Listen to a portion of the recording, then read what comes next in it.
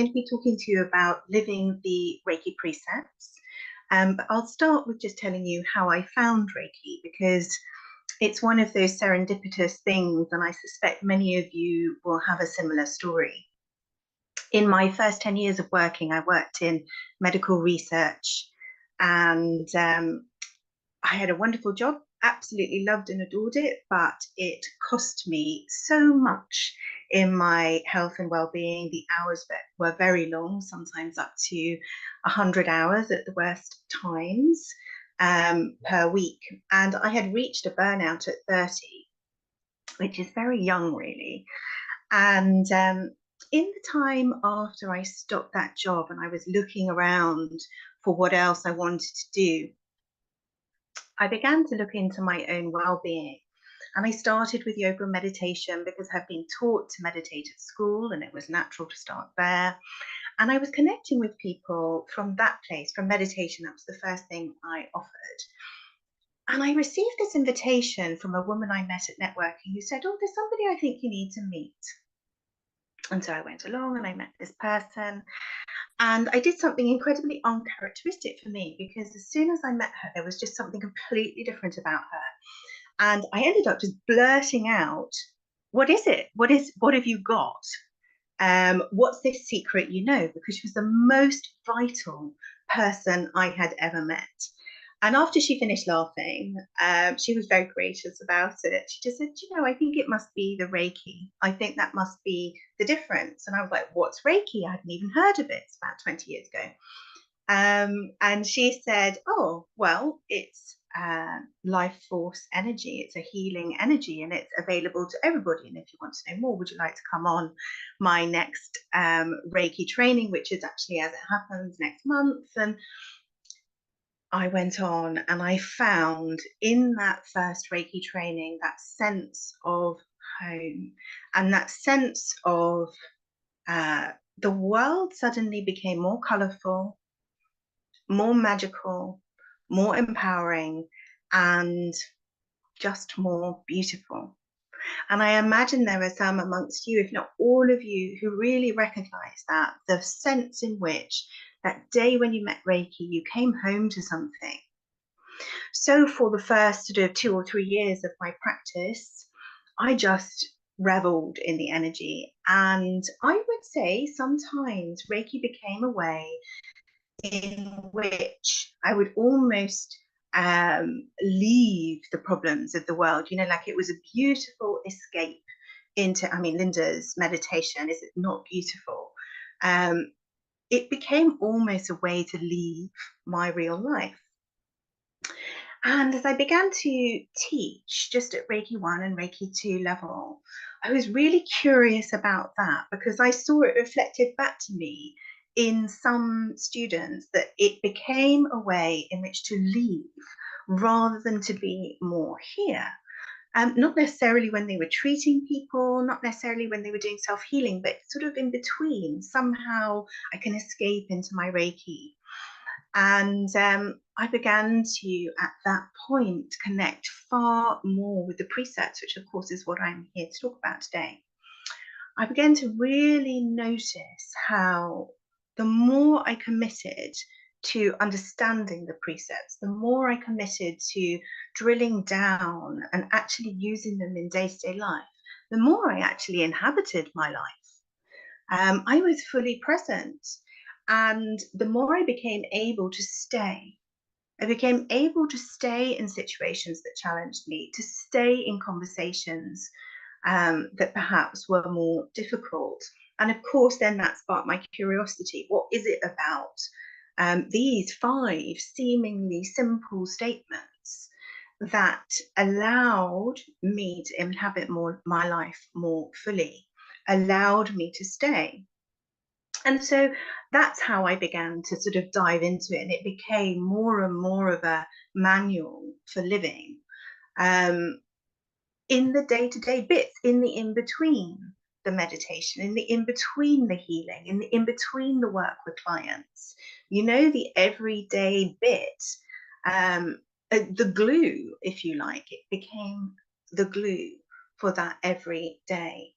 And so what I began to feel was through those simple Reiki precepts, which we'll dive into in a moment, I really began to feel more, not good to say control actually, because what happened was a better ability to roll with whatever came up in life and to not have it knock me back. So more resilience, more bounce back ability. And so I found myself calmer, just straightforwardly calmer in the middle of life storms, able to step back from a situation. So maybe being hurt in an argument, but being able to step back and just hold space for myself. And that's not a language I had at that time, the language of holding space, but I recognize now that's what I was doing.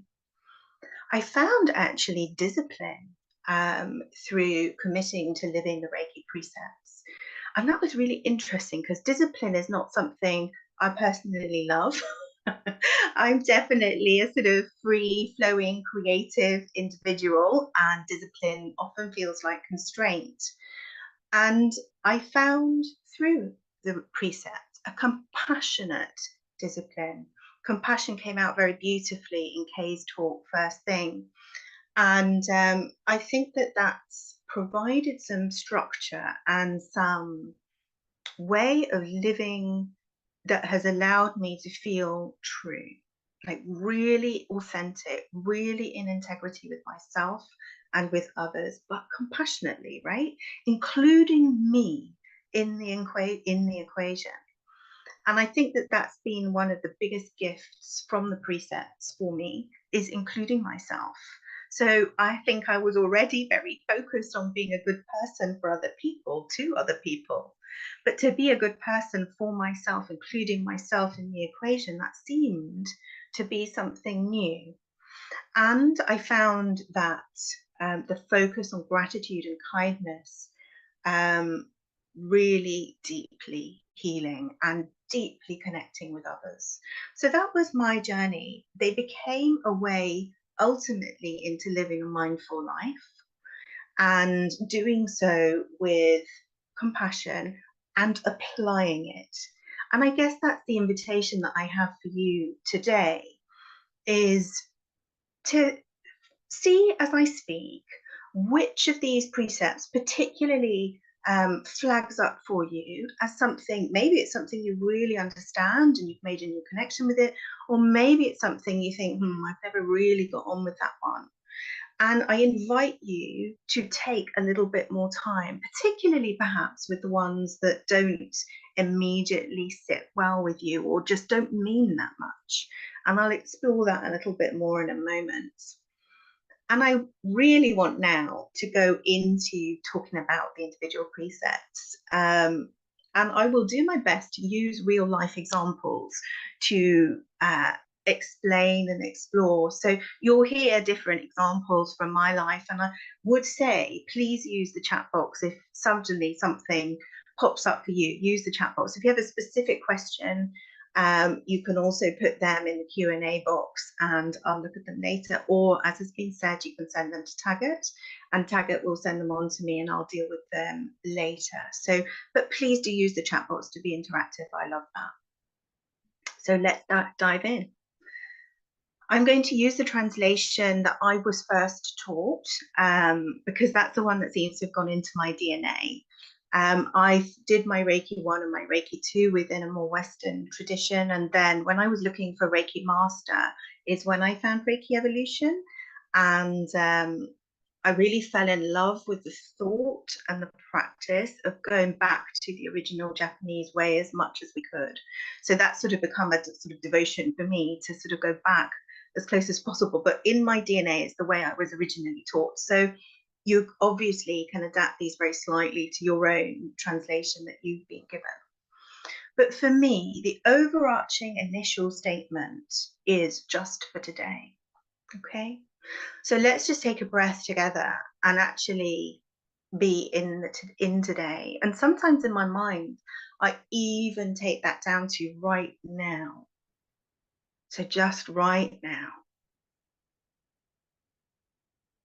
and allowing yourself to really be in the present and to notice how that commitment, which is sort of overarching all 5 of the precepts, is so freeing. You're not saying for the rest of my life, forever, I will never be angry again. I will never worry again. I will always be grateful. I will always be honest. I will always be kind. None of us could promise that. And you don't have to. And if ever the precepts have felt like a pressure or an impossibility, just let it go now. I invite you, because we're saying just for now, right now, in this moment. So right now, in this moment, what am I doing? How does this connect to mindfulness? Why does mindfulness matter? What is mindfulness? What is a mindful approach to living? Mindfulness can be very simply defined as paying attention to the moment, moment by moment, with kindness, with compassion, with non-judgment, with curiosity, open. Paying attention to the moment, moment by moment, with kindness. I've put it all together under kindness. And so just that simple starting point of right now, that commitment to be here in this moment, what I found for myself, and I'd love for you, if you have things that you would like to share about what does being in the moment give you, please put it in the chat box. For me, I began to learn about really living my life, actually properly present in my life. I hadn't realized how much of the time I escaped into work. I escaped into, sometimes escaped into numbing myself. I might eat unmindfully. I might watch TV unmindfully. And that need to escape diminished. The more that I brought the light of awareness, the more I brought that commitment to just be here. And I began to see that I could actually remain present. As I've already said, I could remain. And indeed, that feelings and conversations that were difficult didn't need to set me running. Actually, I could sit with them. I could be uncomfortable. I could be nervous. I could be afraid. I could be anxious. And nothing actually happened to me other than this was an unfamiliar, and I would say in the popular consciousness, unwelcome emotion, but that was all. And that actually, if I could sit with it then, there, in that moment, it never went underneath. It never got suppressed to come back up at another time. It became a learning, it became just an experience in its own right. And I really felt I'm actually living. I'm living this life. I'm noticing what feels good, what doesn't feel so good. I can make choices as a result. And that began to change my career, actually. It really, really, truly guided what happened next. I began to notice which of my connections, and this reminds me again of what Kay was talking about earlier, which of my connections generated energy, which of my connections drained energy. I would actually notice in the moment I could move towards what was positive for me and away from what was not. And I could be with myself. So just for now, or just for today, or right now, or however you work with it, that concept invites us into being here. And from that place of being here, we can make the next commitments. And I've seen in various translations different orders. So if the order in which I'm working isn't the same order as yours, please don't worry. Just go with the order in which I'm doing it for today. And I'm not needing you to change in any way.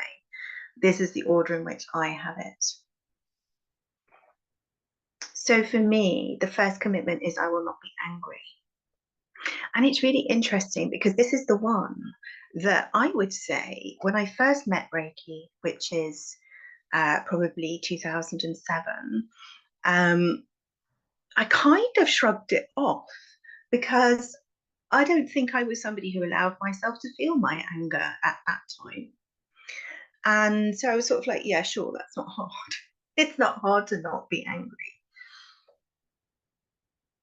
And I would love for you to see what comes up for you as you think about that and reflect on that commitment.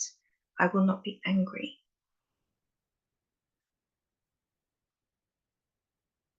Is that comfortable? Do you immediately have a response which is slightly going except for, or in this case, or isn't anger good some of the time? What does come up for you? And again, you can pop things in the chat box. And Louise, I see your commitment, setting your intentions day by day. Tiffany says it brings her peace. It brings peace. For a lot of my students, I will not be angry. I would say we fall into two camps just within my student body. Between those for whom it's restful and those for whom it gives them misgivings. And I was really curious about the misgivings. And indeed, it taught me so much to pursue it further. Because my experience and my work over the last 20 years has shown me that anger comes up as a natural energy.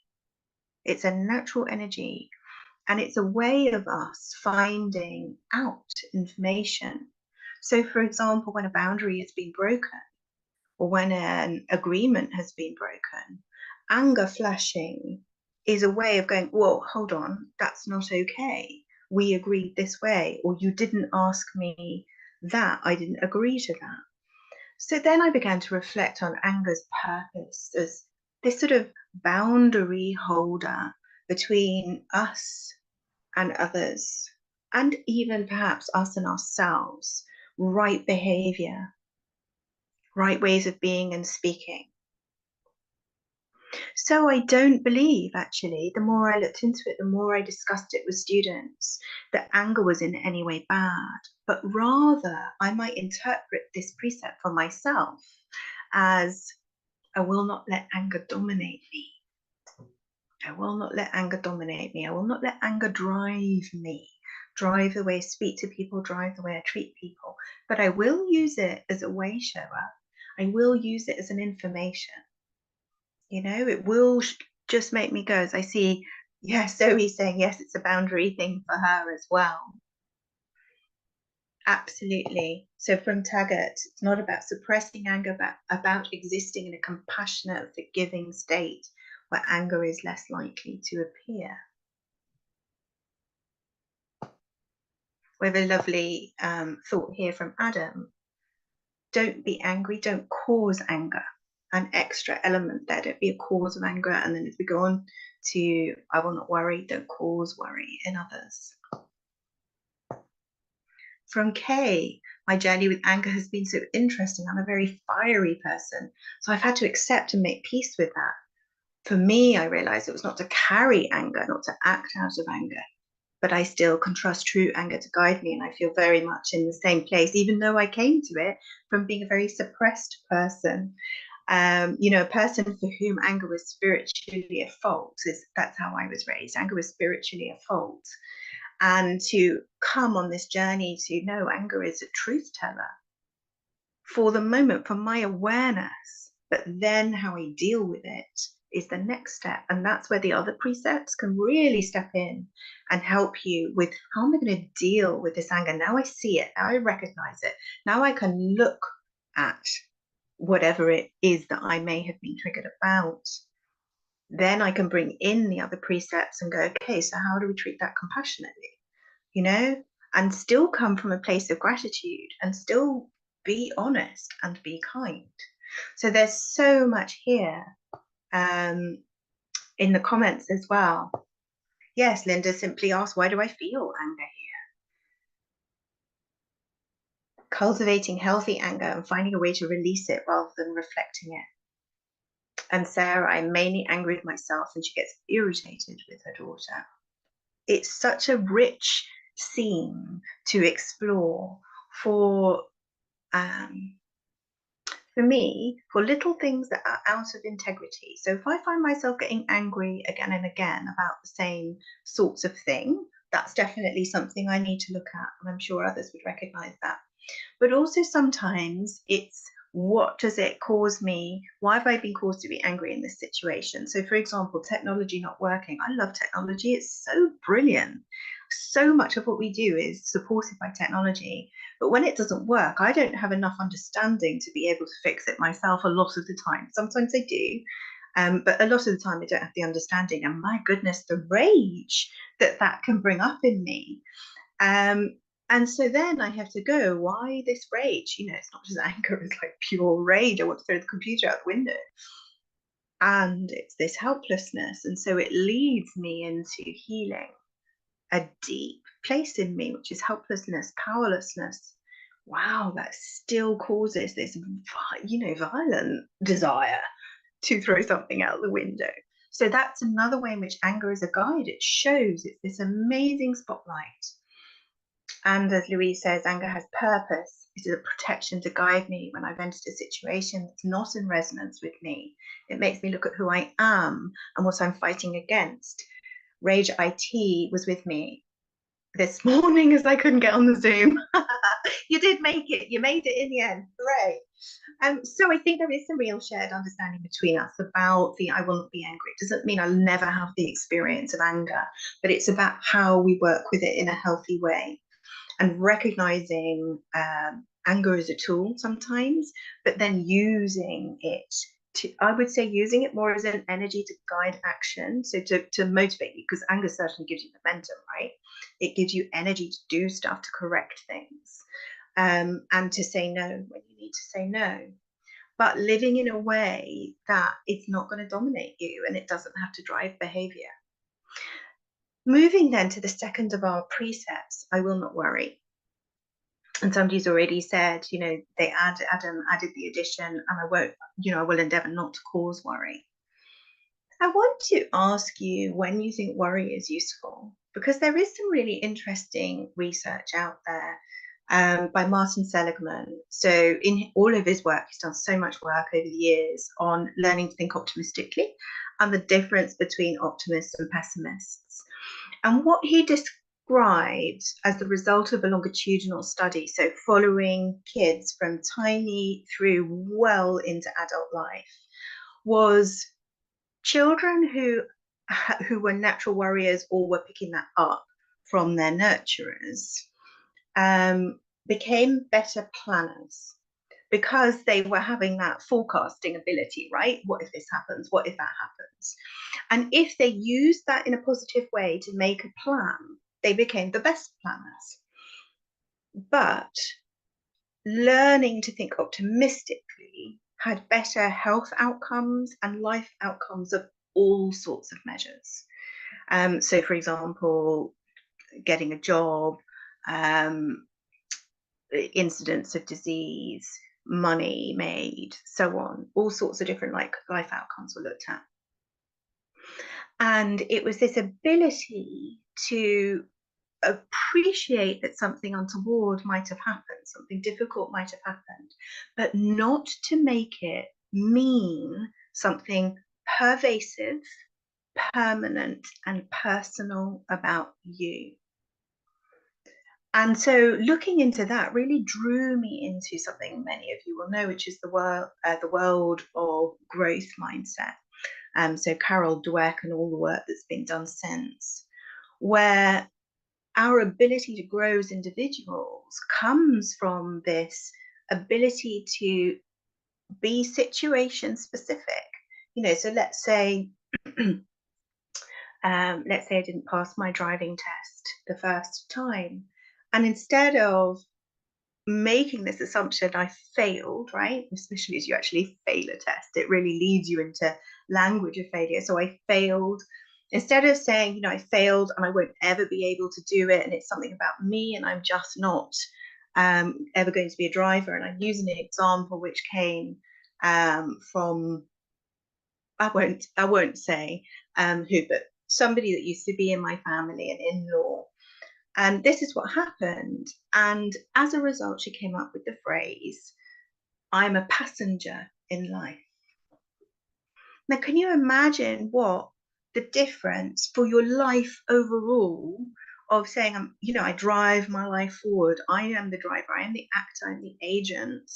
To I am a passenger in life. It meant life was continually happening to her. And her experience was all about adapting. And it literally came from not passing the driving test the first time. Whereas in growth mindset, in the way that we work, when we really use these precepts, I didn't pass first time can become, I failed on these specific skills. And what I can do is I can ask my instructor or, somebody in my family or a friend to help me practice those specific skills. And then when I feel like I've mastered them more, I can take it again. And then I'll be able to get my license and move forward. It's a really simple example, but can you see the difference there between this permanent, pervasive, personal way of interpreting results and instead taking it to situation specific and transitory, right? It's transient, it's not a permanent state. And it's not necessarily about you as an individual. And if it is something that you feel like you've messed up with, you narrow it down, to the one pattern or the one experience rather than making it pervasive to your whole personality. So this was where I Will Not Worry took me, because I would say when I first engaged with the precepts, I was a real inveterate worrier. I had no idea. The way I found out was a woman at work giving me a book which was called Women Who Think Too Much. And I was like, what? After I got over the desire to throw the book at her head, I was sort of like, why would this trusted person, the person who knew me best at work, give this to me? That's how I discovered I was an inveterate worrier. And it's through really understanding how it forms your life that I began to really commit to it.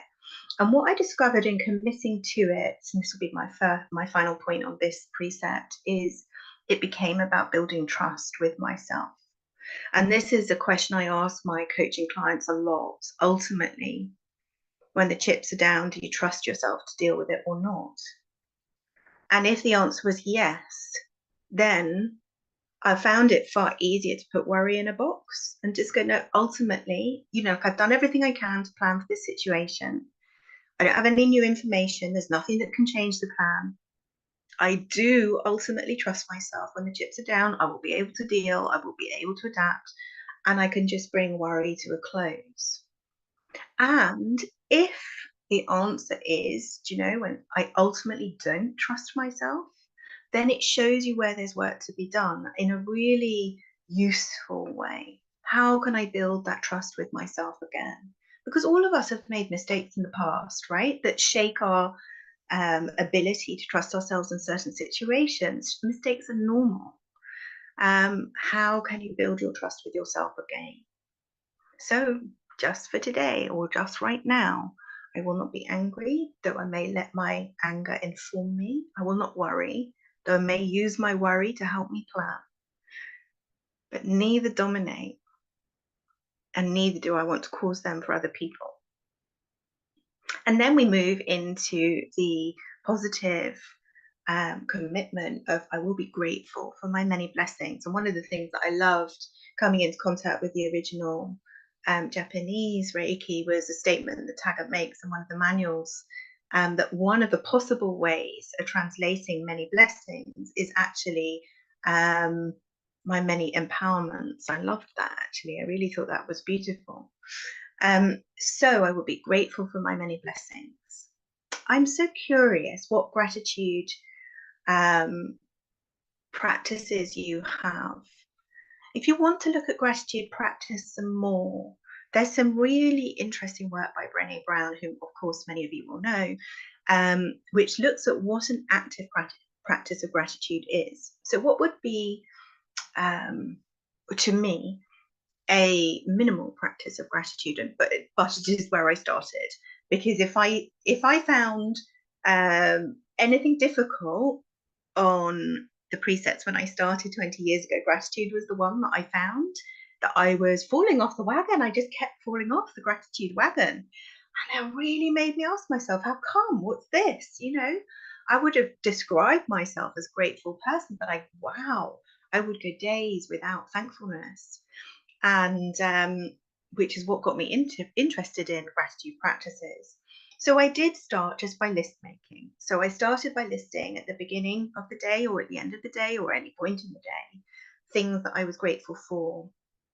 I found over time I needed to go beyond that because the same things kept showing up. So, like my pets or my coffee, love a cup of coffee, or the sun shining, those things didn't feel like I was generating something new by way of a state. It did feel like here's a bedrock of wonderfulness in my life, but it didn't feel like I grew. And so as I looked into gratitude practices, I began to explore what's an active practice. And I'd love to just do this experiment with you for just a little moment. So I'd love for you to drop out of the thinking part of your brain and into your body, and you might put your hand on your heart or on your tanden, or one on one and the other hand on the other. And just drop into your body for a moment.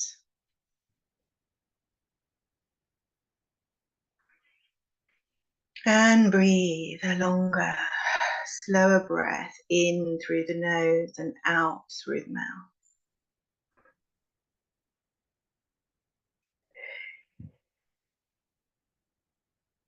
And I'd love you to call to mind something for which you're really, truly grateful. It could be a person, it could be a memory, it could be an animal, it could be an event, it could be something someone said, something you feel in your body. But just calling to mind something for which you are truly grateful. And as you do that, noticing the changes in your body. What are they? For me, there's warmth and a cascade of good feeling. It begins in my heart and spreads through my chest and cascades down into my torso. And as I breathe into that feeling of warmth and cascading gratitude, as I breathe into it, it grows. It expands to fill my whole chest, my whole torso, expands into my arms, into my legs, into my head, and into the space around me. And I fill my aura with this beautiful swirling light now, this swirling gratitude. I breathe it in, I breathe it out.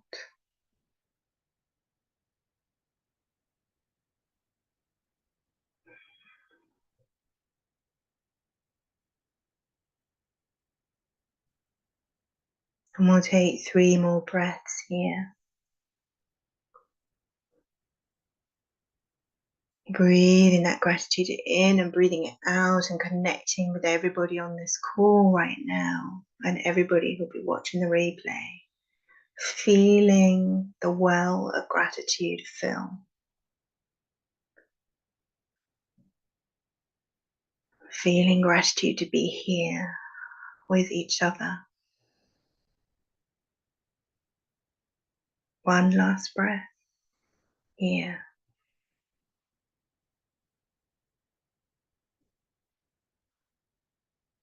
Thank you. So just coming back into the moment, releasing your hands if you want to. That is what being grateful for my many blessings began to turn into, is a cascading sense of warmth, of light, and of all is well. All is well in the world. And an active practice of gratitude became coming back to that out of choice. So that when I noticed that I had fallen off the gratitude wagon again, I stopped long enough as a choice. I stopped long enough to sit with the feeling, to call to mind somebody, something, some memory, some event for which I was truly grateful. And I drew that gratitude up in me, or cascaded it out from me into all my surrounding area, as well as throughout my whole body. And the more I did that, and it's not going to be a surprise to anybody on this call, I don't think, the more I did that, the more I had to be grateful for. The more I did that, the more it felt like somebody turned the light on in the room. That all sorts of things had things to be grateful for attached. And I began to practice it quite deliberately. What can I see here that I can be grateful for? And out of that came an understanding that resilience comes through joy.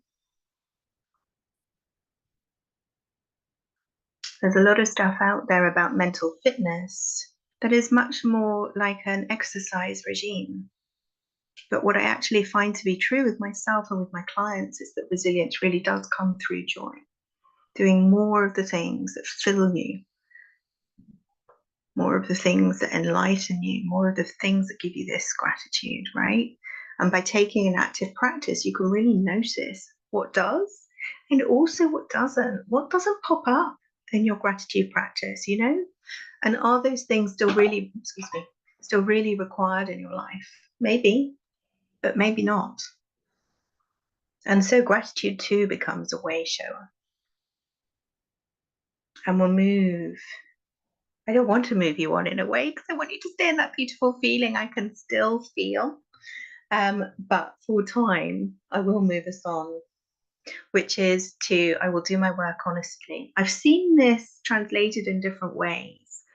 And I certainly know, as do you, that it doesn't just relate to your profession. You know, like it's not literally I will do my work for which I'm paid, honestly.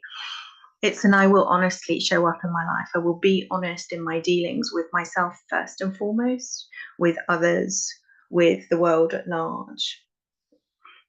I thought I had this one down, right? When I first came across this, I was like, oh yeah, no problem. You know, like I'm a really honest person.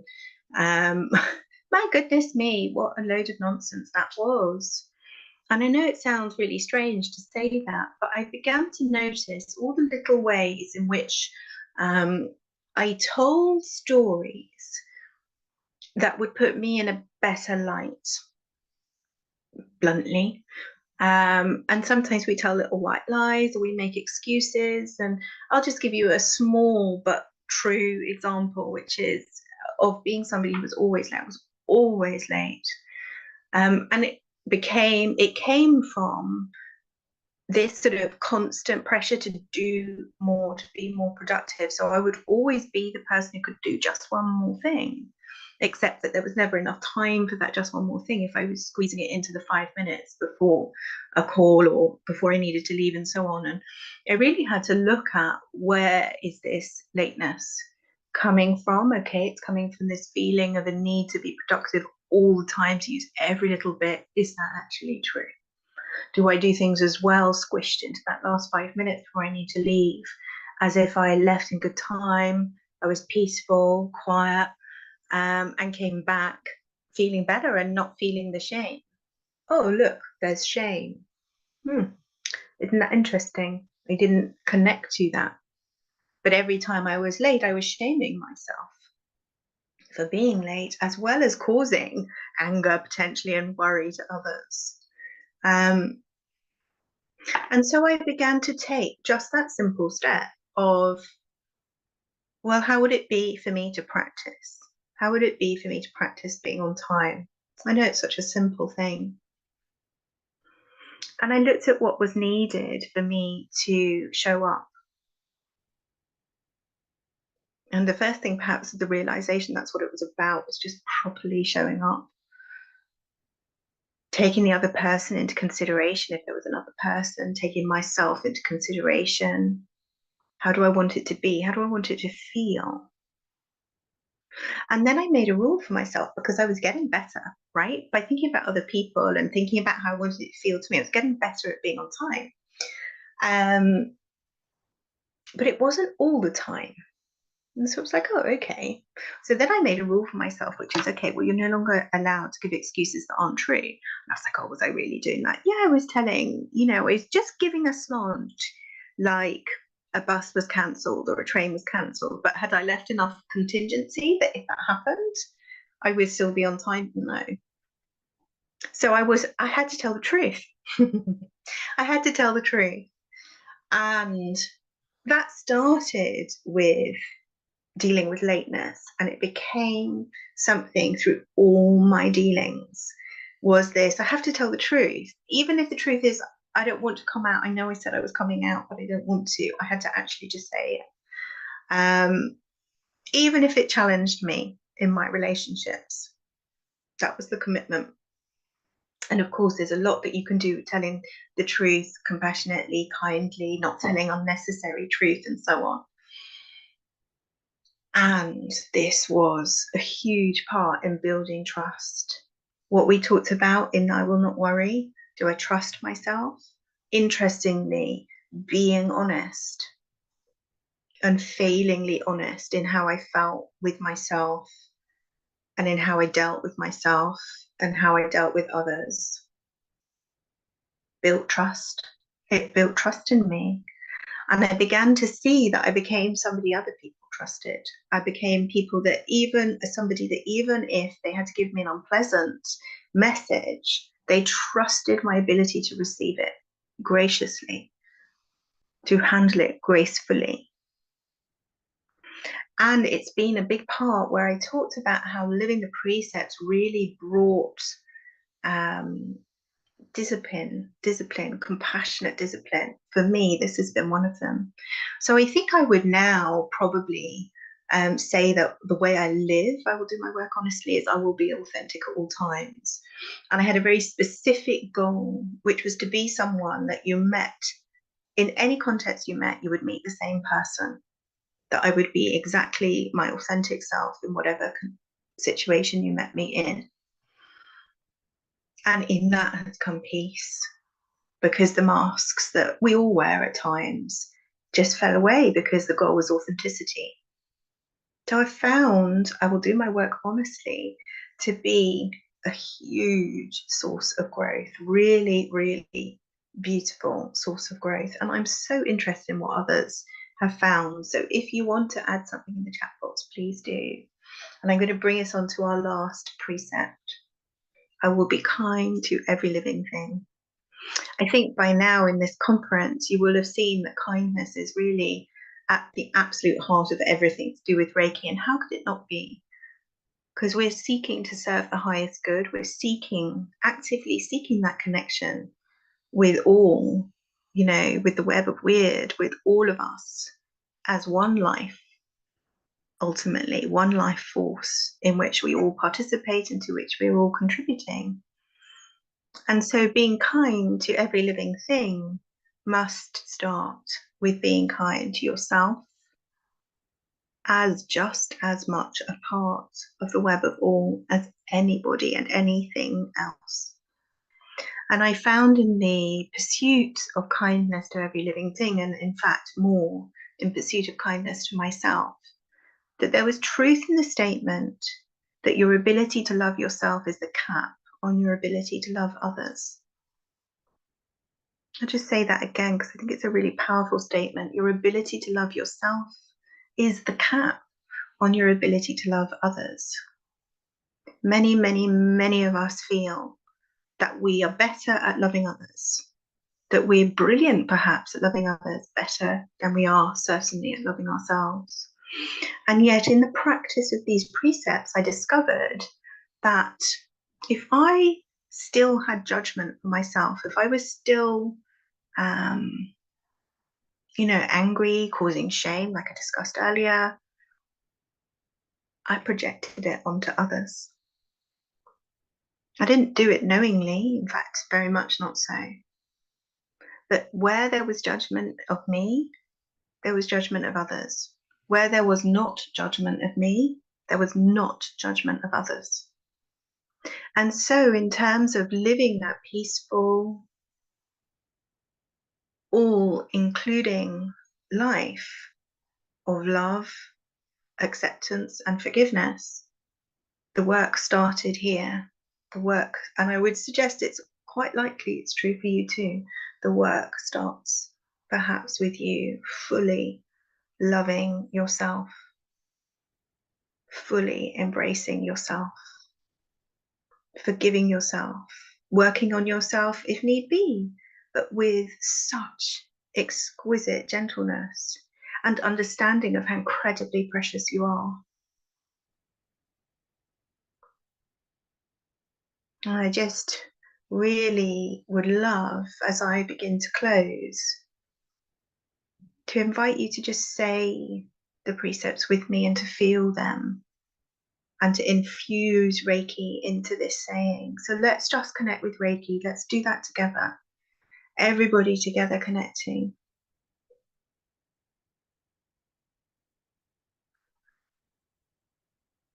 And I'll use my words, but in your own space, use your own.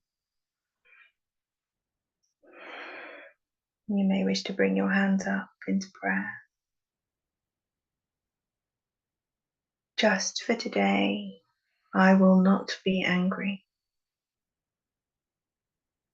I will not worry. I will be grateful for my many blessings. I will do my work honestly, and I will be kind to every living thing.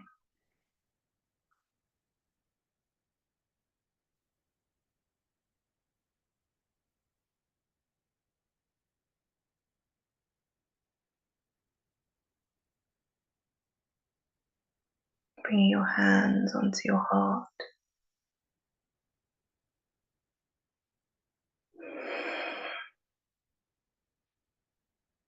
So if you have any questions, please just add them to the chat or send them to Tagger. That would be wonderful. Thank you so much for your listening.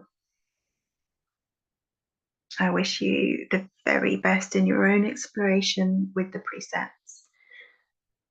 There is so much here, and in terms of making, for those for whom this may be relevant, for making that step into Reiki master teacher training, the precepts for me were how I landed that really deeply inside, and they give so much back to you. And that's me for today. Thank you.